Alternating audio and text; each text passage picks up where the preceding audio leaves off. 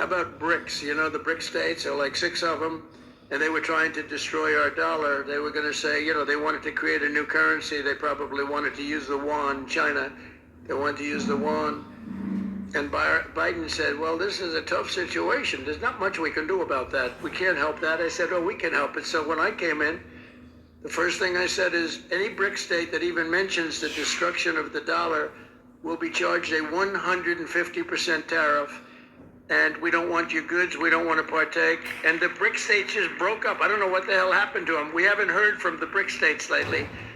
But he said that wasn't much we could do about it. There was a lot. It took once, and literally, they said, sir, what about the BRIC states? They're going to take over the dollar, the sanctity of the dollar. They're going to create a new currency to rule the world. I said, no, they're not.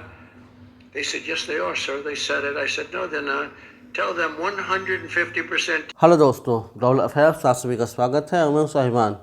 Donald J Trump, president of United States, जब भी आते हैं content देकर जाते हैं, news देकर जाते हैं। उनको लगता है कि ब्रिक्स टूट चुका है, ब्रिक्स हैज़ ब्रोकन अप।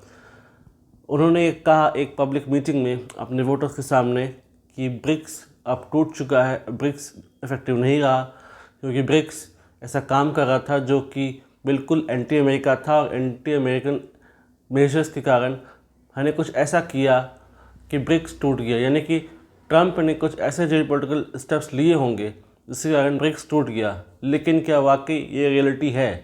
तो रियलिटी ये नहीं है। ब्रिक्स बिल्कुल नहीं टूटा है, बल्कि ब्रिक्स और ज़्यादा मजबूत हो रहा है। इस साल इंडोनेशिया ब्रिक्स को ज्वाइन करेगा as a 10th member of BRICS.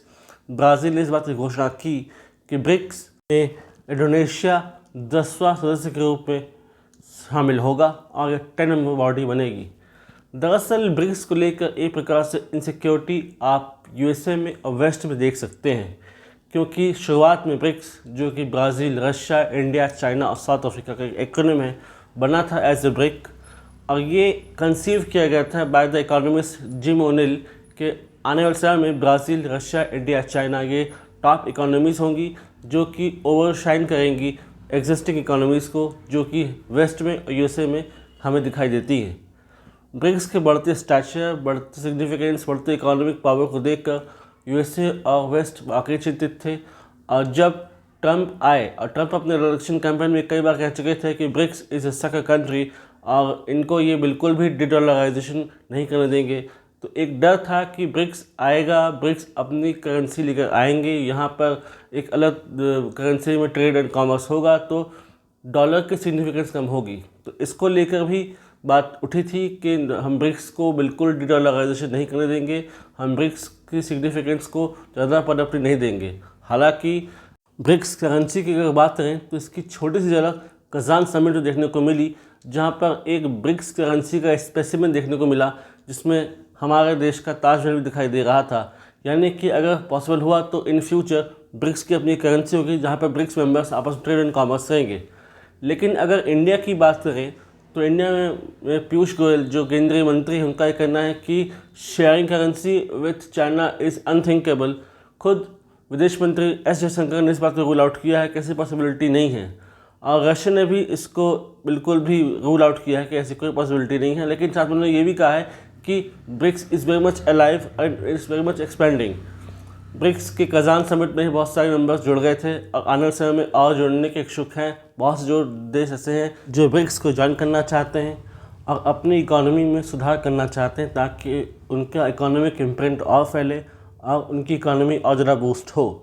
तो ऐसे समय में ये कह लेना कि ब्रिक्स हैज़ ब्रोकन अप, ये बिल्कुल गलत बात होगी। ट्रंप को भी ये पता है कि ब्रिक्स काफ़ी हद तक आगे बढ़ चुका है और इसे रोकना अब ऑलमोस्ट इम्पॉसिबल है। दरअसल G20 का समिट होने वाला था साउथ अफ्रीका में, और साउथ अफ्रीका होल्ड कर रहा है ब्रिक्स की प्रेसिडेंसी, तो G20 को बायकॉट किया यूएस ने, और इसीलिए एक प्रकार से पर्सनल ग्रज आप देखने को मिल सकता है in among US politicians, among the US political arena. लेकिन अगर बात करें तो BRICS has come to stay, और इसके पास अब बहुत सारी पॉसिबिलिटीज़ है, बहुत सारे विस्टार्स हैं जहाँ पर वो अपने इम्प्रिंट, अपने जो पहुँच है, अपनी पकड़ को मजबूत करने वाला है। अब अगर बात करें तो खुद प्रेसिडेंट ट्रंप ने अपने एक इंटरव्यू में कहा कि उन्हें ये पता ही नहीं था कि चाइना ब्रिक्स का मेंबर है। यानी कि ट्रंप ये भी नहीं जानते कि ब्रिक्स में कितने सारे मेंबर हैं और कौन कौन से मेंबर हैं। कल को ये भी कह देंगे कि उन्हें ये भी नहीं पता था कि India is also the part of BRICS. वो कह देंगे कि मुझे तो ऐसा लगा कि ब्रिक्स इस ऐसी ग्रुपिंग है जो कि डॉलर को हटाना चाहती है, it want to dedollarize the economy. ये बात सही है कि डॉलर की हेजेमनी को बहुत से देश हटाना चाहते हैं और ब्रिक्स उसमें एक ऐसा ग्रुपिंग है, लेकिन ऐसा पॉसिबल नहीं है कि 100% डॉलर इकोनॉमी से हट जाएगा, ग्लोबल इकोनॉमी से हट जाएगा। लेकिन उसकी हेजेमनी को चैलेंज करने के लिए बहुत सी ग्रुपिंग्स, बहुत से कंट्री सामने आ चुके हैं, म्यूचुअली ट्रेड कर रहे हैं और काफ़ी अच्छा कमा रहे हैं और काफ़ी अच्छा प्रॉस्पर कर रहे हैं। लेकिन अगर यूएस की बात करें तो यूएस में इन्फ्लेशन बढ़ रहा है तेज़ी से, और यूएस में अपने वोटर्स को शांत रखने के लिए, उनको ये बताने के लिए कि मैं जो निर्णय ले रहा हूँ, मैं जो डिसीजन ले रहा हूँ, उसका इम्पैक्ट यूएस इकोनॉमी पर सही होगा, अच्छा होगा, इसके लिए ट्रंप ऐसे बयान दे रहे हैं। इसलिए as a shrewd politician, as a eyewash वॉश वो ये सब कर रहे हैं ताकि यूएस के जो वोटर्स हैं वो ज़्यादा सवाल उन पर न उठाएं कि इकोनॉमी की हालत खस्ता हाल क्यों है और क्यों US economy is not performing well विस ग्लोबल इकोनॉमी। इसलिए ट्रंप ने ये बात की और बीच में से भाषण देते रहते हैं, ऐसी बातों को उठाते रहते हैं जो कि ग्लोबल न्यूज़ बन जाती है। लेकिन अगर ब्रिक्स की बात करें तो ब्रिक्स अब काफ़ी हद तक एक्सपैंड हो चुका है। 10 नंबर ब्रिक्स को मिलेगा इस साल। इंडोनेशिया ने इसे ज्वाइन करने वाला है, जो कि बहुत बड़ी बात है। आने वाले समय में बहुत से ऐसे कंट्रीज़ हैं जो कि इसकी मेंबरशिप ज्वाइन करेंगे और इसे एक मल्टीलैटरल ऑर्गेनाइजेशन बना देंगे। इससे रिलेटेड कोई सिग्निफिकेंट इन्फॉर्मेशन आती है, आई will make a significant video in this card. लेकिन ये बात सही है कि ट्रंप की इग्नोरेंस की वजह से अब ब्रिक्स को और ज़्यादा सिग्निफिकेंस मिलेगा, आपको और ज़्यादा ग्लोबल अटेंशन मिलेगा और ये और तेज़ी से पनपेगा और तेज़ी से फैलेगा। यानी कि एक तरीके से ब्रिक्स को फ़ायदा ही हुआ है ट्रंप के इस बयान के बाद से।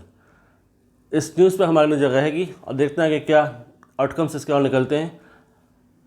अगर सिक इन्फॉर्मेशन मिली, I will make a separate video in this regard. Do like, comment, share, subscribe the video and widely spread this video for the knowledge of people. अगर आप हमसे जुड़ना चाहते हैं तो आप इंस्टाग्राम, टेलीग्राम के थ्रू से जुड़ सकते हैं।